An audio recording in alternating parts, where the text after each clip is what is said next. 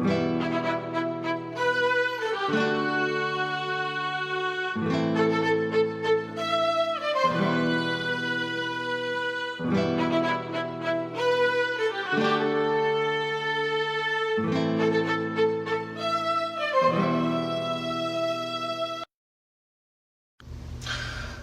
everyone, my name is Cameron Cowan. I am host of the Cameron Cowan Show, and this is our special series on the Constitution. This video is about publicly funded elections and why we need them, why they're essential, and how money has ruined the entire election system. Now, in this series on the Constitution, we've been discussing various and sundry things, and when we're back in Article 1, when we're talking about elections, I said I would delve more into how elections work and all that type of thing. This is the last in a series, kind of a sub-series of 3 videos on elections. So if you want to understand the nuts and bolts, feel free to go back and watch the applicable videos, one on gerrymandering and one on the wonky nature of congressional districts and why we need to get rid of first-past-the-post election systems. So, and that will explain kind of the funky way our elections work. This video we want to talk about money and politics and Citizens United. Now, I have written on Citizens United already and posted videos and talked about it on videos. I've also talked about why we need publicly funded elections. Right now, in order to get elected, particularly to any office, but particularly national offices, is a very expensive proposition. Congressional campaigns are now regularly tens of millions of dollars. Running for president can cost between both candidates $1 billion, so hundreds of millions of dollars. It adds up terribly. It just adds up, and so in order to do that and for that system to work, the people who run have to be able to raise a lot of money, which means they are rather beholden to moneyed interests who write large checks to support their campaigns. Now,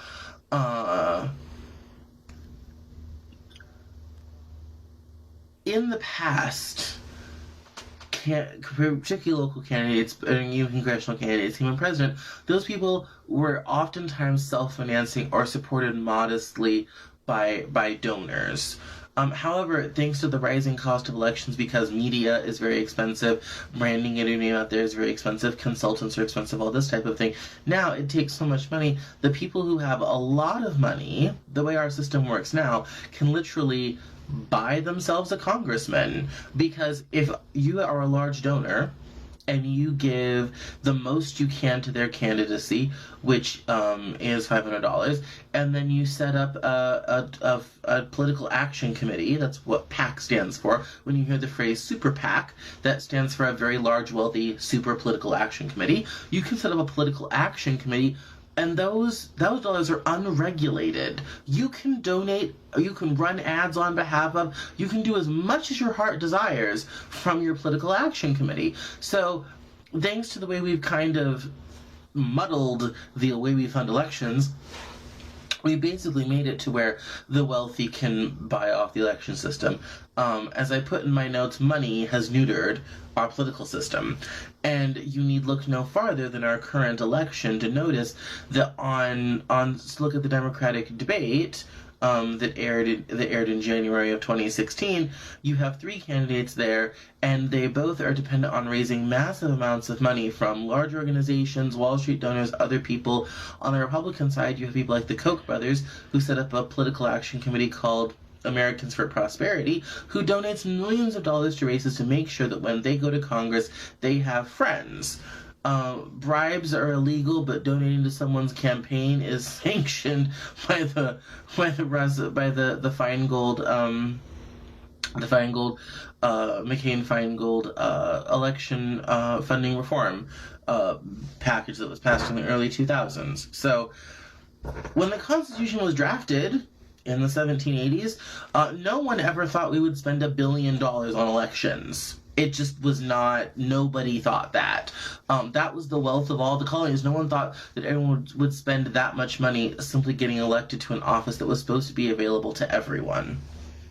Now, thinks on top of super PACs and on top of Citizens United, which allows corporations to donate as much money as possible to whomever they choose for whatever reason, we basically now have a system in which now massive amounts of money are spent to make sure that there are favorable regulations, subsidies, trade policies, all this sort of thing, meaning that yours and my vote, between gerrymandering and money, yours and my everyday person vote matters less and less and less than ever before. And it is an incredibly impossible and frustrating process that should be just problematic for us all, because it is really unfortunate to live in a country where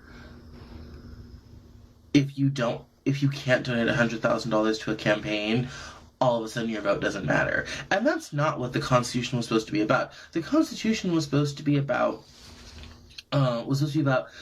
liberty and commonality and being able to preserve your rights, both for the majority and the minority, to seek out justice, as we talked about with the Federalist Papers, not to basically have the government sold off to the highest bidder and sold off to whoever has enough money to fund somebody's campaign. And so if you look at this graphic of the historic price of presidential elections, you can see that it has gotten progressively more expensive from Abraham Lincoln onward. It's just insane. And it's only going to get worse before it gets a lot better, thanks to political action committees and other quote-unquote dark money that can do whatever it wants and support whatever candidates it wants and spend unlimited amounts of money. I've said all of this to say the fix for this problem, and the Constitution does not address campaign finance at all. Campaign financing was it's a very modern problem, and not one I think the Founding Fathers foresaw. So the fix is that we should have publicly funded elections.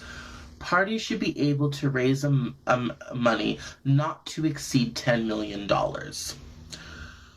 Once they've reached that cap, and it has to be by the party, not by candidate, but by the declared party, can raise $10 million to spend on its candidates from dog catcher to president.